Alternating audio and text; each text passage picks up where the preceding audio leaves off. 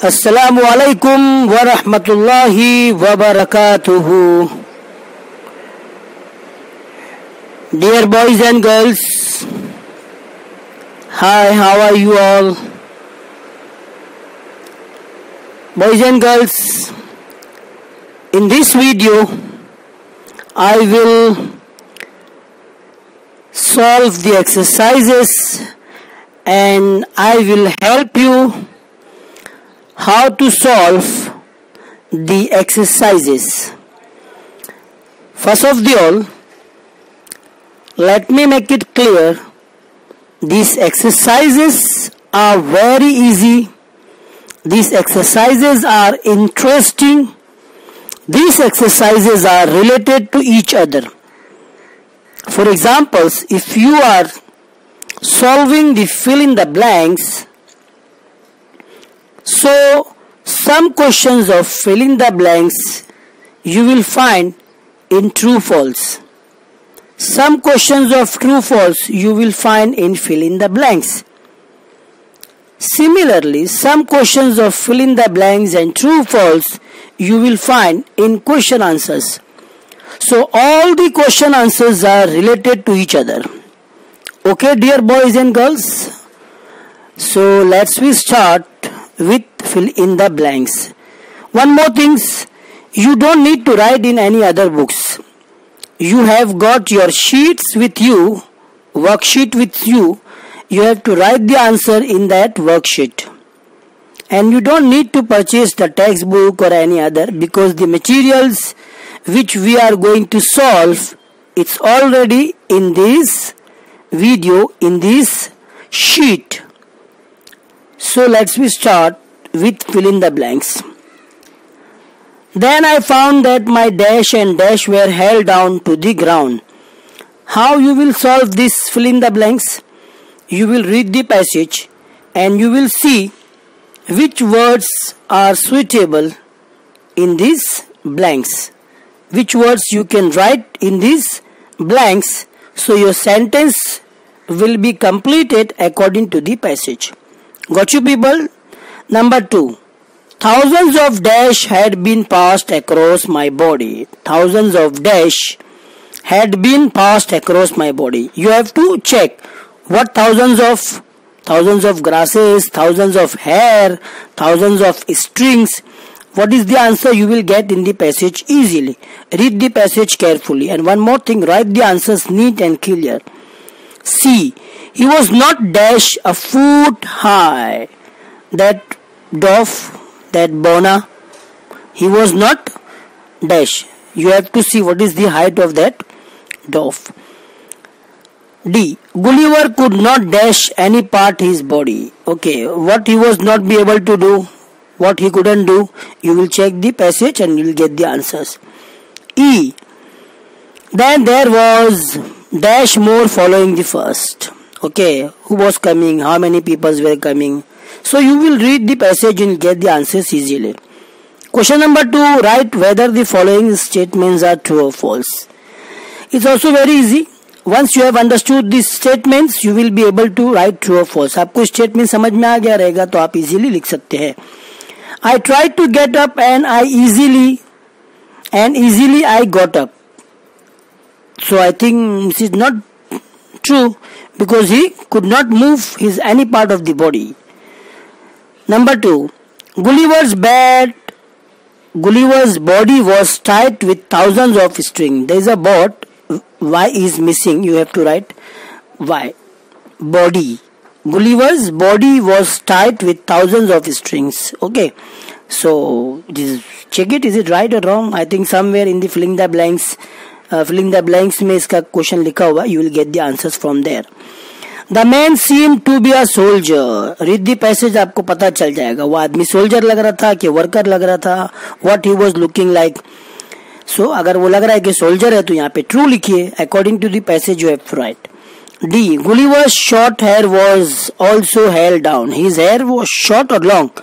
Just check the passage, आपको पता चल जाएगा उसके बाल शॉर्ट थे या लॉन्ग थे. Next, Gulliver felt something alive moving on his face. Now check it. Whether on his face और ऑन हिज फीट, ये आपको चेक करने का है. So dear boys and girls, as I have given the examples, मैंने आपको कहीं पर हेल्प कर दिया हूं. I have assist you, I have help you. So in the same way, in the same manner, you have to solve all the fill in the blanks and true false. Don't be frustrated, don't scared, don't fear, don't afraid. Read the passage.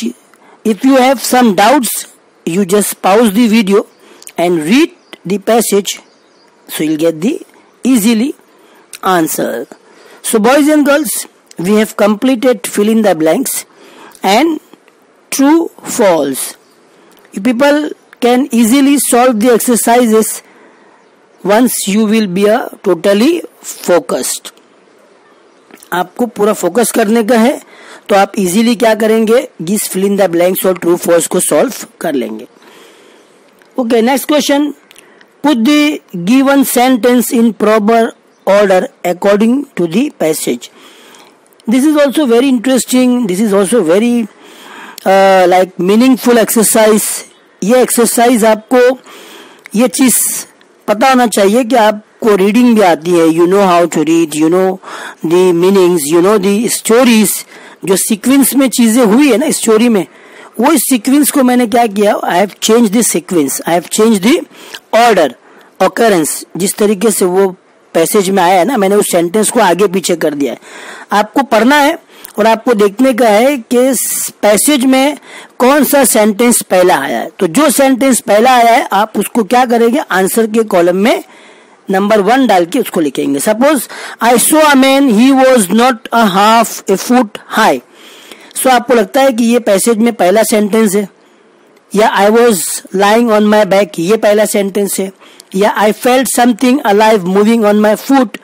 सो जो आपको लगता है passage में पहला आया है, आपको you have to write number 1, उसको नंबर 1 देने का है. और जो जगह दी गई है, जो प्लेस प्रोवाइड किया गया, in that place you have to write the answer. समझ में आ गया, अंडरस्टूड.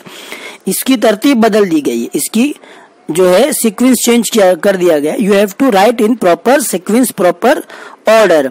इजीली पढ़ो पूरा पैसेज, कौन सा सेंटेंस पैसेज में पहला आया है, कौन सा सेंटेंस सेकंड आया है, कौन सा थर्ड आया है, वो आपको लिखने का है. एंड सेम अगेन, ये जो एक्सरसाइज है इसके अंदर आपको ऊपर के फिल इन द ब्लैंक्स भी मिल जाएंगे, ट्रू फॉल्स भी मिल जाएंगे. ओके, तो this exercise will help you to solve the upper 2 exercise. और सिमिलरली यहाँ पर ये इसका बेनिफिट है कि आप अगर इसको अच्छे से पढ़ेंगे तो आपको मीनिंग समझ में आएगा. You will understand the meaning and you will easily solve the these exercises. आपको पता है कि इसको क्या करने का है, इसको प्रॉपर सीक्वेंस में, प्रॉपर ऑर्डर में लिखने का है. पैसेज में जो सेंटेंस पहला आया है उसको पहला लिखने का है, जो सेंटेंस दूसरा आया है उसको नंबर 2 देके लिखने का है, नंबर 3 देके लिखने का है. यहाँ पर जो लिखा है it is not a question answers. Okay, number next, match the words with their meaning.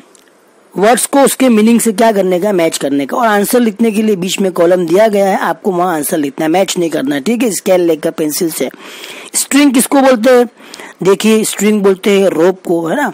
आपको मीनिंग भी आना चाहिए, you must know the meaning. Alive, what is the meaning of alive. Okay, then seemed, seemed look like, नजर आना, दिखाई देना, है ना. And soldiers. So dear boys and girls, this will also help you to increase in your vocabularies. जब आप passage पढ़ रहे तो you must know the meanings, you must know the opposite, you must know the synonyms, antonyms, everything you must know. So आपको यहाँ पर ये exercise में क्या करने का है, मीनिंग जो है वो ए कॉलम में वर्ड लिखे, बी कॉलम में meanings are in the B columns, you have to write the meanings in the answers column. So dear boys and girls, put the given sentence in proper order according to the passage. Passage में जिस तरह आया है उस तरह आपको वो complete करने का है, नंबर देकर. और match the words with their meaning में क्या करने का है, जो आंसर्स का कॉलम दिया गया है उसमें ए कॉलम के जो वर्ड्स है उसके मीनिंग बी कॉलम में है, बी कॉलम में से सर्च करके फाइंड आउट करके आंसर्स के कॉलम में आपको उसका मीनिंग्स लिखने का है. So boys and girls, we have completed this 2 more exercises. एंड आपने देखा होगा कि ये एक्सरसाइजेस भी जो है ऊपर से रिलेटेड है, isn't it? Fill in the blanks और true false भी आपको इसमें से मिल जाएंगे easily. So we have complete these 2 more exercises, and as you will do the exercises by your own, अपने आप से करोगे without the help of other things, बिना किसी की हेल्प लिए, use your grasping power, your memories, तो I think आपको पैसेज में से भी सर्च करने की जरूरत नहीं पड़ेगी. But the better way is that passage को एक तरफ से रखिए ओपन करके, ठीक है, या आपके पास में जो शीट है वो शीट में से पैसेज को ओपन कीजिए और ये जितनी भी एक्सरसाइज है उसको पैसेज में से पढ़ के सॉल्व कीजिए. अंडरस्टूड. और ये जो क्वेश्चन है ना, पुट द गिवन सेंटेंस, इसमें आपको पैसेज की जरूरत पड़ेगी. विदाउट पैसेज आप इसको सॉल्व नहीं कर सकते हैं, क्योंकि पैसेज में से ही देखकर you will be able to put proper sentence according to their appearance, according to their occurrence. So dear boys and girls, now let's we move forward in the next exercises.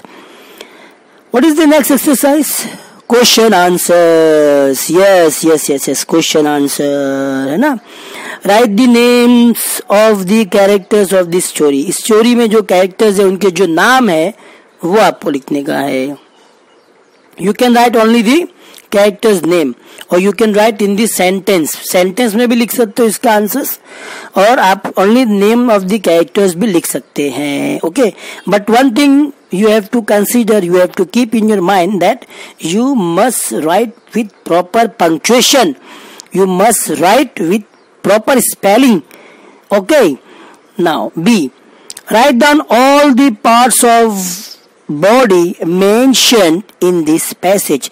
इस passage में जितनी भी parts of the body का जिक्र आया है, जितनी भी पार्ट्स ऑफ द बॉडी इसमें लिखी हुई है, all the parts of the body आपको क्या करना है, लिखना है. सपोज हेयर है, ठीक है, फेस है and feet, all this.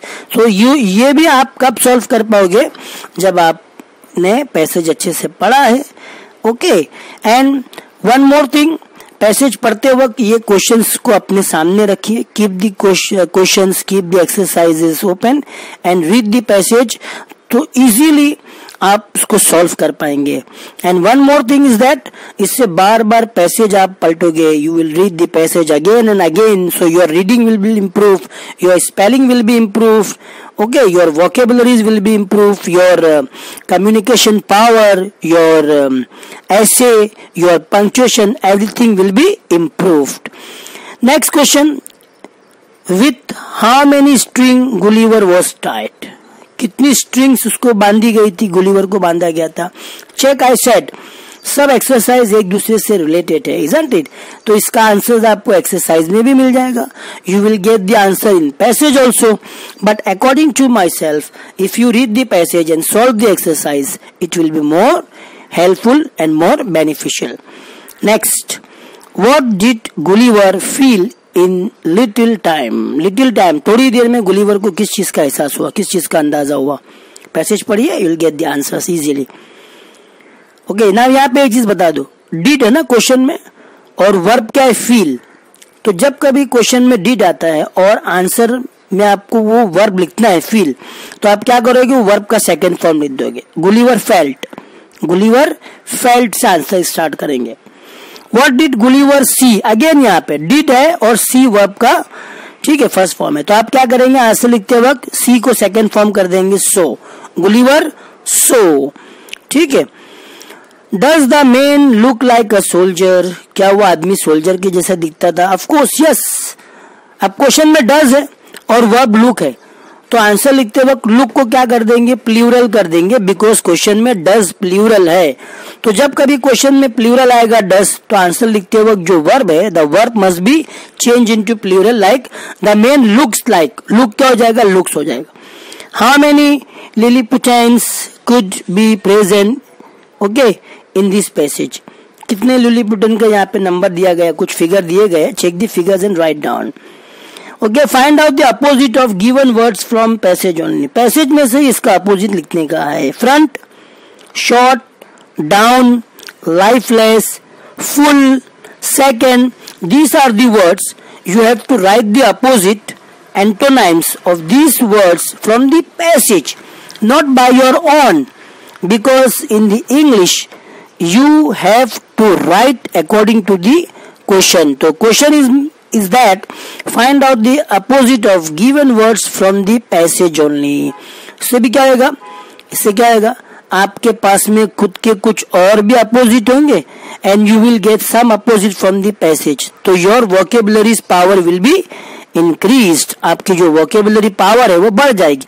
Definitely front के कुछ अपोजिट आपको आते होंगे और there are the some opposite in the passage. Short के कुछ अपोजिट आपको आते होंगे and some opposite are mention in the passage. So आपकी वोकेबुलरीज बढ़ेगी ना. इसलिए that is why you have to solve this exercise from the passage only. So boys and girls, we have completed fill in the blanks, true, false. We have completed put the sentence in proper order, and we have completed question answers. We have completed meanings, है ना, same meanings, synonyms. We have completed opposite words. All things will help you to understand the passage. Now next question. Next question is certain like a part of speech. You all know what is noun. Noun किसी चीज का नाम, name of particular things, place, animal, है ना. And verb बोलते हैं action words को, जो काम होता है, जैसे read, write, help, see, look, play. These are the verb. काम को बोलते हैं action word को. Pronoun a word which is used instead of noun. Noun के बदले जो वर्ड इस्तेमाल होता है उसे कहते हैं प्रोनाउन. सपोज अगर आप बोलेंगे आई बोट अ पेन, मैंने एक पेन खरीदा. इट वॉज वेरी एक्सपेंसिव, वो बहुत ही एक्सपेंसिव थी. तो ये जो इट वर्ड यूज हुआ है वो किसके लिए यूज हुआ है, पेन के लिए. किसके लिए, पेन. तो पेन जो है ये नाउन है और उसके लिए आपने कौन सा वर्ड इस्तेमाल किया, इट. तो इट क्या हो जाएगा, प्रोनाउन. ओके, जैसा I love my father, I love my father, my father. अब हमको बोलना है मैं अपने फादर से बहुत प्यार करता हूँ. He is very good person, he is very hard working person, he believed in discipline. तो अब मैं ही इस्तेमाल कर रहा हूँ. ही किसके लिए इस्तेमाल कर रहा हूँ, I am using he for father. तो फादर नाउन है, नाउन के लिए मैं एक प्रोनाउन इस्तेमाल कर रहा हूँ. Okay, understood. Pronoun. Adjective, adjective क्या होता है, एडजेक्टिव एक डिस्क्राइबिंग वर्ड होता है जो नाउन को डिस्क्राइब करता है. सपोज मैं ऐसा बोलूं कि you are clever boy, you are beautiful girl, you are smart students. So you are clever boy, boy noun है, उसको क्या डिस्क्राइब कर रहा है, कौन सा वर्ड डिस्क्राइब कर रहा है, क्लेवर, चालाक, चालाक लड़का. तो क्लेवर क्या हो गया, एडजेक्टिव हो गया. ओके. You are beautiful girl, beautiful girl, girl noun है, गर्ल को क्या वर्ड डिस्क्राइब कर रहा है, ब्यूटीफुल. तो ब्यूटीफुल क्या हो गया, एडजेक्टिव हो गया. You are smart students, student noun है, उसको क्या वर्ड डिस्क्राइब कर रहा है, स्मार्ट, स्मार्ट स्टूडेंट्स, डल नहीं. तो स्मार्ट क्या हो गया, एडजेक्टिव हो गया. सो यहाँ पर कुछ वर्ड्स दिए गए हैं, वो वर्ड्स को आपको चेक करने का. जैसे ग्राउंड, ग्राउंड डेफिनेटली एक चीज का नाम है ना, ग्राउंड किसका, एक चीज का नाम है, तो वो किस में जाएगा, नाउन में जाएगा. मूव, मूव क्या है, वर्ब है, मूव क्या है, वर्ब. तो ये किस में जाएगा, मूव काम है ना, एक एक्शन वर्ड ना, एक्शन हो रहा है कि नहीं, हिलना चलना फिरना आना जाना. तो मूव किस में जाएगा, वर्ब के कॉलम में जाएगा. आई, आई, आई ये किसके लिए इस्तेमाल होता है, किसी पर्सन के लिए इस्तेमाल होता है, तो पर्सन की बदले इस्तेमाल होता है ना. तो ये क्या हो गया, प्रोनाउन हो गया. Okay. So dear boys and girls, you have to check. जैसे यहाँ पे एक वर्ड है little, little, little boy, little boy, boy noun है, लिटिल उसको डिस्क्राइब कर रहा है, तो लिटिल एडजेक्टिव हुआ ना, छोटा लड़का. ओके. सो ये जितने भी वर्ड्स दिए गए वो वर्ड्स को आपको इसके प्रॉपर कॉलम में लिखने का है. नेक्स्ट क्वेश्चन इज दैट, ये बहुत ही अच्छा क्वेश्चन है, it's very very very easy and very interesting. इसमें भी आपको पैसेज पढ़ना पड़ेगा बार बार. What is the question, dear students find out all the plural nouns their singulars have appeared in the above passage. ये जितने भी प्लूरल यहाँ पे नाउन दिए ना, इसके सिंगुलर नाउन जो है ना वो पैसेज में लिखे हुए हैं. किधर लिखे हुए, पैसेज में लिखे हुए. तो आपको क्या करने का है, right both the singular and plural together. नीचे कॉलम दिया सिंगुलर और प्लूरल का, तो आपको क्या करने का है, सिंगुलर नाउन पैसेज में से ढूंढने का है और इसका प्लूरल यहाँ पे दिया. जैसे grounds, grounds is a plural, आपको पैसेज में उसका सिंगुलर देखने का है. तो उसका सिंगुलर क्या आएगा, वो आपको सिंगुलर के कॉलम में लिखने का है। मूव्स, मूव्स ये डेफिनेटली ये भी क्या है, प्लूरल है ना। इसका सिंगुलर क्या आएगा वो आपको पैसेज में से ढूंढना है और लिखने का है। वेयर, वेयर क्या है, प्लूरल है, उसका सिंगुलर क्या आएगा, you will get from the passage. Were का singular, let me help you out, were का सिंगुलर आएगा वॉज, क्या आएगा, was. So it's very easy, very interesting, very that's effort taking exercise. सो आप क्या कीजिए, इसको properly, all the plurals are mention here, ये सब प्लूरल्स है, जितने भी यहाँ पे नाउन्स लिखे हैं या प्रोनाउन लिखे हैं या वर्ब लिखे हैं, these all are plural. What you have to do, you have to find out the singular from the passage. और कॉलम में जो है सिंगुलर के कॉलम में सिंगुलर लिखो, प्लूरल के कॉलम में प्लूरल लिखो। अभी जैसे दोज, सो दोज क्या है, दोज डेफिनेटली प्लूरल है, इसका सिंगुलर क्या आएगा, दैट, क्या आएगा, दैट, ओके, THAT, दैट। और ये आपने नर्सरी जूनियर सीनियर से you have study this. So dear boys and girls, I have explained you entire and complete exercises. I hope you have understood, and I hope you don't have any problems. Inshallah, you will not face any problems while solving these exercises. जब ये exercise आप solve करेंगे, so once you have understood the passage, once you have understood the explanation, you have got the glossaries, you have got the vocabularies, you have learned the certain grammars also. So now it will be a very easy to solve these exercises. Okay, boys and girls, so let's start solving the exercises. If you have any problems, you can call me.